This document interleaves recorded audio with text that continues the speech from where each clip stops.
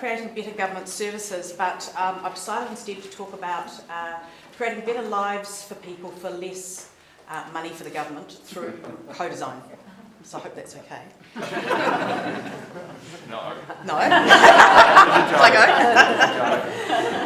go? So, and it builds a lot on what Anna and Carl were saying, that, you know, we're really looking at how do we take these tools of human-centred, collaborative and participatory design and bring them into the government space, but also collaborate with other parts of the system. So who are we? We're a 24-month proof of concept, so we're kind of a pop-up.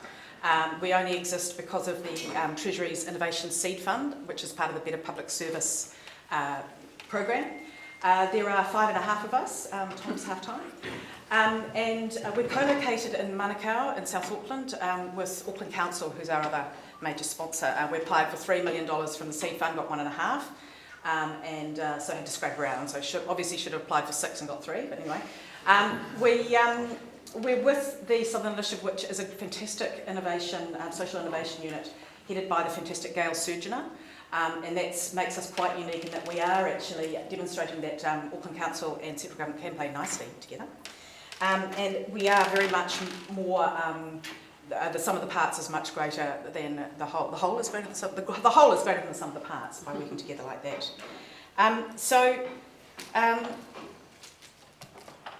What do we offer in this lab? So the idea is that it's a neutral space where we can bring agencies, and cross-agency we mean from central, local government, NGOs, community organisations, and where relevant, philanthropics in the private sector. And I mean, I think this collaborative approach is not that new, but the real difference for the lab, what we're trying to do, is to co-design solutions with the end user, the citizen, the whānau, the community, really, not just consulting, not just paying lip service, but true co-design, which is actually really, really difficult. And the idea is not necessarily to create more or even better services. The solutions will potentially come from communities and the private sector. And a little bit about our focus on South Auckland.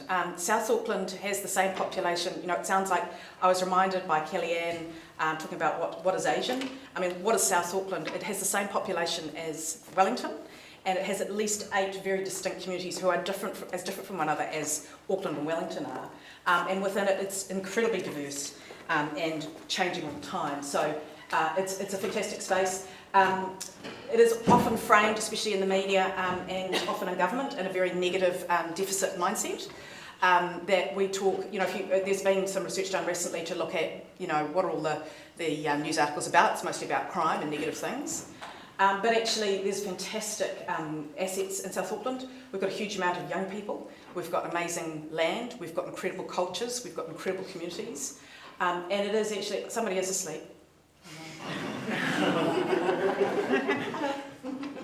And a huge amount of potential. There's also jobs. So we've got a huge amount of assets, and I think, you know, part of what we're doing is helping to reframe that conversation into a much more of an abundance mindset about how much we've got.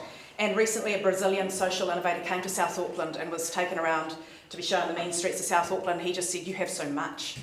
This is the thing. You know, we're not, it isn't actually, there's no poverty really here compared with," he was saying, and I actually do think there is, but he was saying we do actually have incredible assets to build on. So that's part of what the lab is about. It's about building on what exists and the fantastic things that are in the community. The usual government approach is to come into town from Wellington with rolling out a program that's been designed in Wellington. We're actually saying what already exists, what's already strong, how do we build on that, what is working, as well as what may we bring to that. So our process, it's a variation of any of those participatory or user-centred designs that you'll all be very familiar with. When I present this to other audiences, often sort of policymakers, it's almost as if I'm sort of advocating some kind of strange voodoo ritual. But the idea is that, you know, as Anna was saying, we actually collaborate with people to see what is the question, what is actually the problem we're trying to solve here. We look at how do we understand that different space and reframe the question. Then we come up with many ideas. We make prototypes and test them and train people from government and other parts of the community to kill their babies, to fall out of love with the solution that they came to it wanting to implement. And that's the mindset change that really the whole thing's about. So we start with a bit of a collective impact idea. So getting to, in a 2-year proof of concept, we don't have a lot of time, and as we all know, building relationships, building trust takes time, so we're having to do things very, very fast. So that's why being with Auckland Council, who have a lot of relationships in the community, is a great start. But, you know, unsurprisingly, building that definition and measure of a shared goal that everyone buys into is difficult. And time-consuming. There's a lot of talk in government around collaboration in the public service, but I would say that they're perhaps about the sort of parallel play stage. Any of you have had children? It's about age 3. Not quite there yet. So, you know, there's stuff to do. So after the sort of framing process, we bring that small but diverse team that Anna was talking about together in that neutral space to work intensively on the problem using co-design methodologies. The team is coached by design coaches, but again, it's not that designer as hero, it's the designer as very much as coach, which is, you know, the model from Better by Design that I worked with briefly with Judith and with others. And so they learn by doing, and they do the challenge work themselves, and this is really challenging because people are very much outside their comfort zone. They're learning new skills in a new environment with new types of people. You know, they walk into the room and you're doing poetry, and there are a lot of different cultures there, and they're really like, wow, this is different. And also we have to come up with the answer as well, all of this in 4 months. So with 2 concurrent streams going on at once. So the first is the qualitative, ethnographic, participatory, lived experience stream. And then that I was talking about, but also the only way to actually influence government is to actually look at the for less, and that's the money side. So we're building economic models and trying to find ways to show what is the cost of now, what's the cost of the status quo, where we actually do spend a lot of money down lots of little silos. But don't actually change the script very much. And what would be the potential solutions we come up with? How could we look at resources from government and from other places in the system? So we're doing about 5 of those challenges, four big ones and some little ones. And then January 17, we've got to come back with a recommendation about, you know, have we proven that these methods actually come up with better and more creative solutions? Have we created that necessary collaboration and mindset to have things implemented across different organisations? Will we be able to help create better lives for New Zealanders? And at the same time cost the government less? Will we be able to move beyond being a pop-up? We'll be able to find a sponsor who wants to pay for us to keep doing this stuff. So no pressure. This is where my slides this is when my visual design budget gives out. There were about 5 others which I'd show you, but I haven't got time.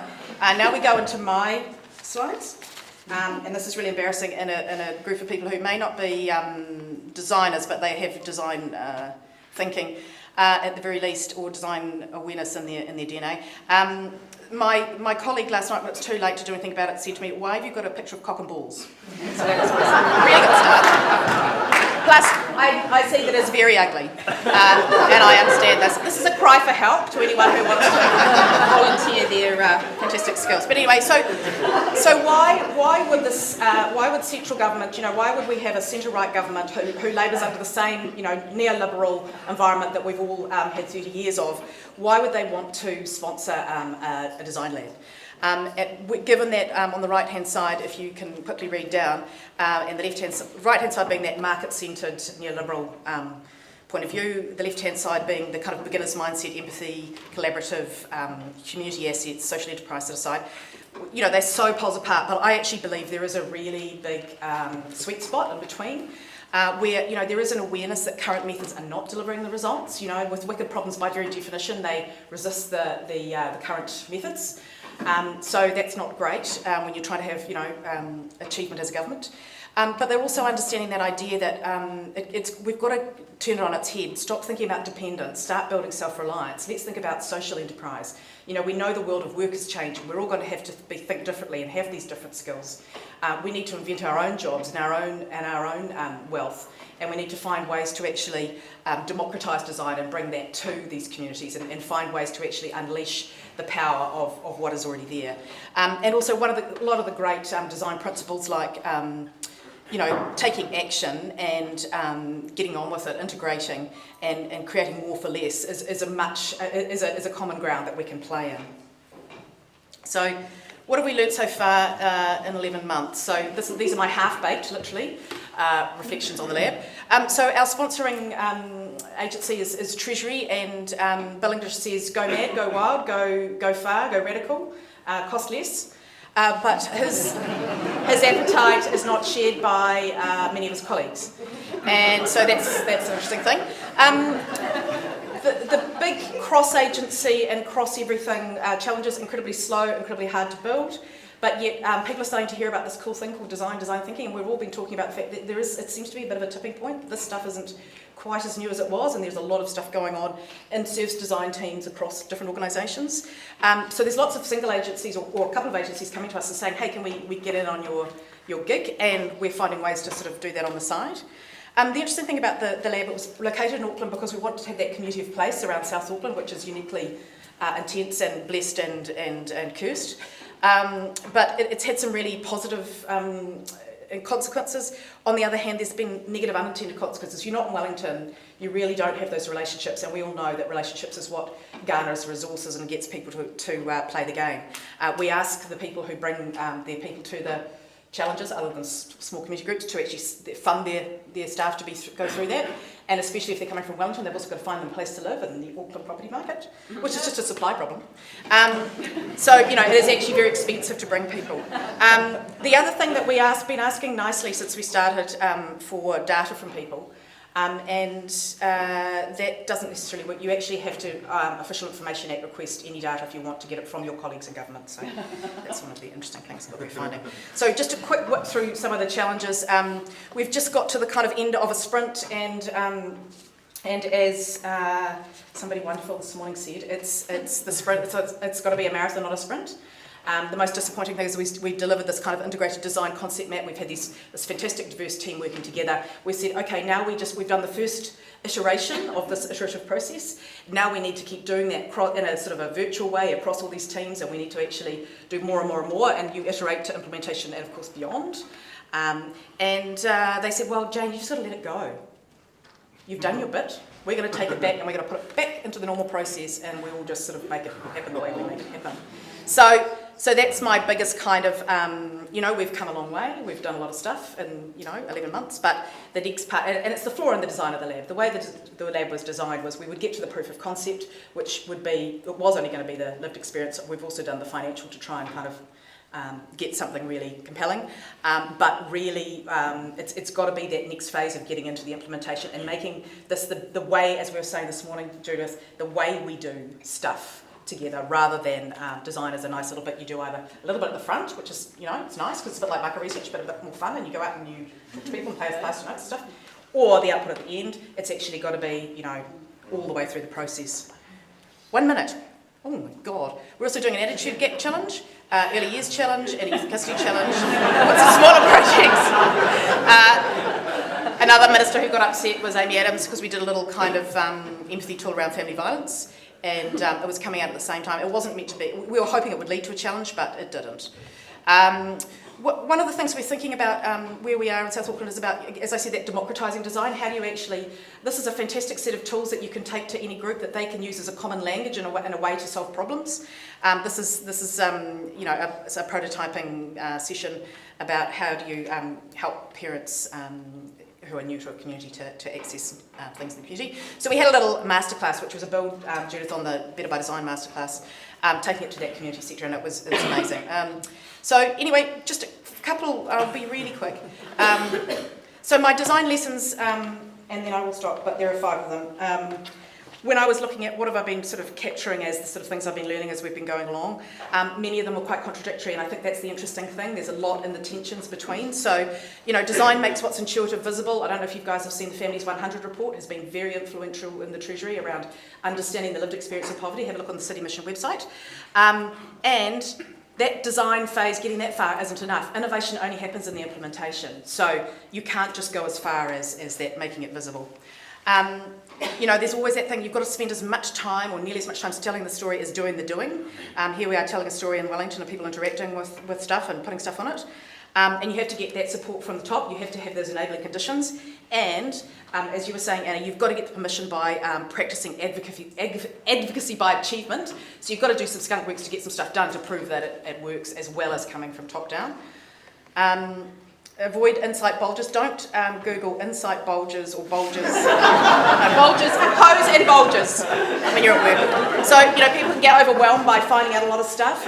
Move to the prototyping, iterate to implement, but also at the same time, I love this. This is from Gail Surgeon. Transformational change requires hospice care for the old and midwifery for the new. So you actually have to think about how systems change and how the new comes in. The good thing about hospice care is it has an idea about them dying. Create, not them specifically, their ideas potentially. Create that truly diverse multidisciplinary team, and it's exhausting and uncomfortable to learn and do. And don't underestimate the emotional support that, the scary, but it's also bridging those conversations between people with very different cultural practices about what's polite and how you talk and, and this is my last slide. So what I think is great about design or design thinking is that it brings a common structure, language and practice for collaboration and unleashing creativity. But it's also really condescending to come right into town with your, toolbox. Actually, this is a social worker and a community worker. A lot of people have these skills. They might call them different things. Teachers might call it inquiry-based learning. Social workers, guess what? They've talked to people for a long time. So actually what I think was we need to invent and design for social innovation, who's Noel is part of. Penny Hagan, she's absolutely brilliant. And she's thinking, we've got to think about how do we actually build this new practice for New Zealand at the confluence of all the different we've got such a diverse number of people here. We're all designers in that we have that mindset of design, but we've all got so much to bring to this from visual design, from cultural angles, and how do we find that confluence at the big? I feel like it's a whole lot of pizzas, and it's in the middle. There's this new discipline which has to be deeply embedded in place and deeply embedded in the cultural. And our first responsibility being bicultural, but also multicultural, as we're saying, for Aotearoa New Zealand. I will stop now. Thank you.